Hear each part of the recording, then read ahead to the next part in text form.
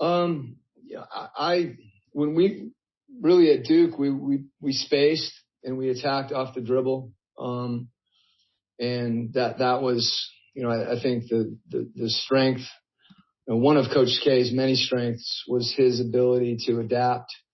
I think that's why he's had so much success, over the years. When I got to the D League, at Missouri, we played more with two traditional bigs, which was an adjustment for me, given the fact that, we were playing with a shooting four at Duke really very, very early, whether it was Shane Battier or Mike Dunleavy. And when I got to Missouri, my first year, we were more of a spacing team. We had a 6'4" power forward. And then, part of my evolution as a coach has been the opportunity to see different ways to play and different, styles. In San Antonio, the first thing I had to do was try to learn, their kind of fundamental core motion offense, because that was the way that we wanted to play, because we had Jan Mahimi. And my second, third year, I can recall, talking to Pop and just saying our personnel is so different, that, is it okay with you if, we play differently? And he was, absolutely supportive. And we became really a pick and roll team. And we had multiple handlers similar to what we have now. But that was the way that we played. I remember Malik Harrison, Marcus Williams, Squeaky Johnson, Shane Gadsden, Andre Barrett, all these guys that could play pick and roll. And I'm leaving a few out. And then the opportunity, when I got in the league as an assistant, one of the things that I benefited from the most is not only did I have a chance to work for, Doug Collins, Mike Brown, Mike Budenholzer, but it was everybody's first year.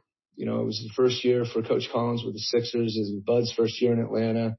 It was Mike's first year with the Lakers.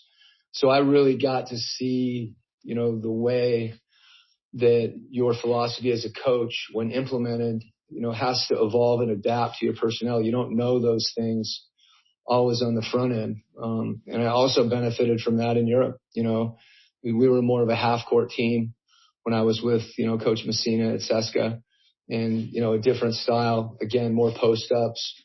And you see it on both sides of the ball, but, we're talking about offense right now. So, my first year here, I can remember coming from Atlanta, and, the rage in the league was pace and space. And, that was not necessarily my expectation, but in the immediate past, that's the way we had played. And so getting here, and really we had Enes Kanter, Derek Favors, Trevor Booker, Rudy Gobert, and we were starting two bigs. And that was our team. We weren't a pace and space team. And I can recall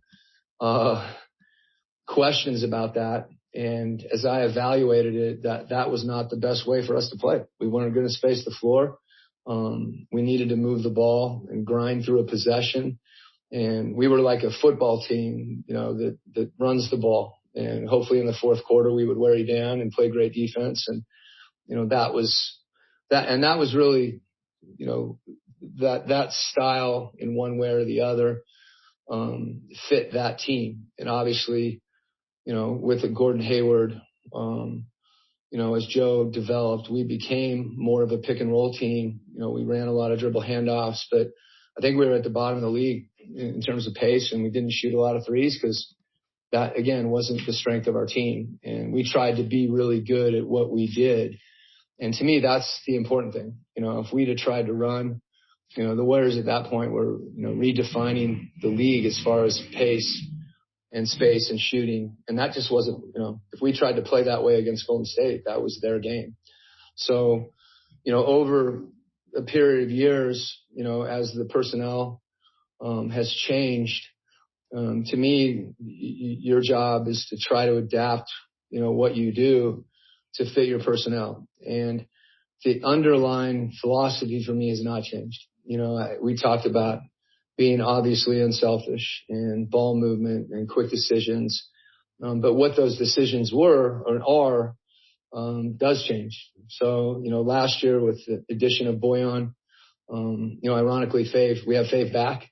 But with Boyan and then with JC, and with Mike, our style, was evolving. And I think for a group of guys that has played a certain way for a period of time, with Donovan playing with Ricky Rubio and Jay and, Rudy and that group, that was a different makeup of the team. So we've tried to continue to adjust and adapt and evolve.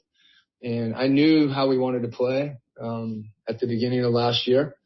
We struggled offensively at the beginning of last year. I can remember, people wondering if Boyan was going to make shots and if Mike was going to get comfortable. And I think it's emblematic of those adjustments, both that players have to make. And for me, trying to find the best way to put guys in a position to be successful individually, but also, not, being conscious and deliberate about how those guys fit together as a group. So as that year progressed, I think we got more comfortable. One of the biggest challenges for us has been, because we've been such a ball movement oriented team, and playing out of the blender and trying to break the defense down and really generate quality shots, open shots, that as we've progressed, and we shoot the ball so well right now, those other teams had different strength. This is a strength now. So the question becomes,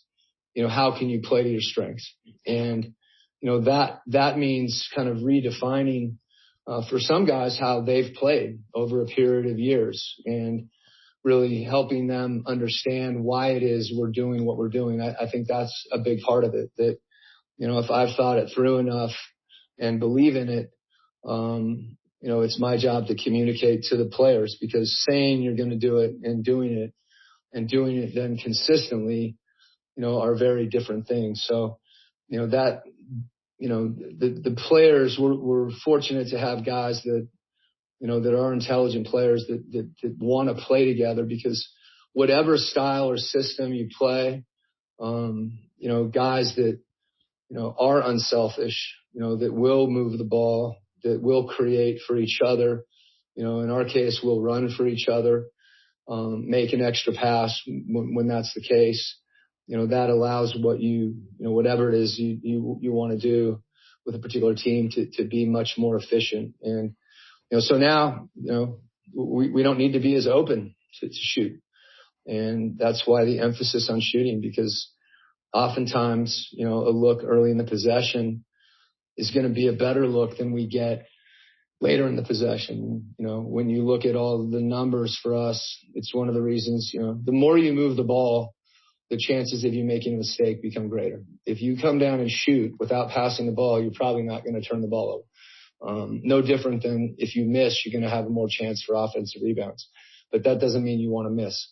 And so us finding a balance between taking those shots, particularly early in a possession, and moving the ball is something that I think, is where some growth can continue to occur for us. I'd like us to not pass shots up, because when we're driving closeouts, we may not get a better shot. That said, there's plenty of times to make an extra pass. And for our guys, finding that balance has been really important. And I think that's what's taken time. And the other thing is recognizing the situations where shots are going to become available. We didn't shoot a lot when people went under and pick and roll. We'd rescreen. We didn't shoot a lot when people switched dribble handoffs. We didn't shoot a lot on pass aheads in transition. We didn't shoot a lot. We're taking shots now that I don't think guys felt like were good shots. And to me, the key on that is everybody is giving everybody else on the team permission to take those shots, that no one feels, if George takes a shot, after one pass, Joe's not feeling like, what's he doing? And that's the battle. And that's the trust. That's, I think, the unique thing about this team is they trust each other, and they really are, there are shots, it's not one person's shots. So I think collectively that mindset, is something that's really important. So that's a long answer, but it's a pretty comprehensive one.